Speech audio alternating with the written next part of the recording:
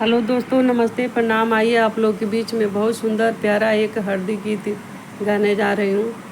पीछा हो आमा धीरे धीरे, हरदी के गांठ हो पीछा हो आमा धीरे धीरे, हरदी के गांठ हो पीछा हो आमा धीरे धीरे। पहिला हरदिया पंडित जी चढ़ाई है, पहिला हरदिया पंडित जी चढ़ाई है। तब तू चढ़ैया माँ, तब तू चढ़ैया माँ, पापा जी के साथ हो पीसा हो माँ धीरे धीरे, हरदी के गांठ हो पीसा हो माँ धीरे धीरे। तब तू चढ़ैया माँ, पापा जी के साथ हो पीसा हो माँ धीरे धीरे, हरदी के गांठ हो पीसा हो माँ धीरे धीरे।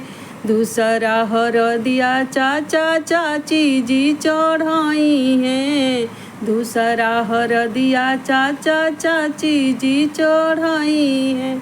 तब तू चढ़ैया भाभी, तब तू चढ़ैया भाभी, भैया जी के साथ हो पीसा हो भाभी धीरे धीरे, हरदी के गांठ हो पीसा हो भाभी धीरे धीरे, हरदी के गांठ हो पीसा हो भाभी धीरे धीरे। तीसरा हरदिया फुआ फूफा जी चढ़ाई है, तीसरा हरदिया बुआ फूफा जी चढ़ाई है।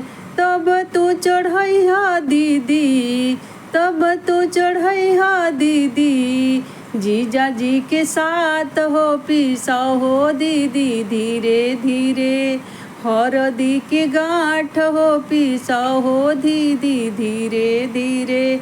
तब तू चढ़ैया दीदी, जीजा जी के साथ हो पीसा हो दीदी धीरे धीरे, हरदी के गांठ हो पीसा हो दीदी धीरे धीरे, हरदी के गांठ हो पीसा हो दीदी धीरे धीरे।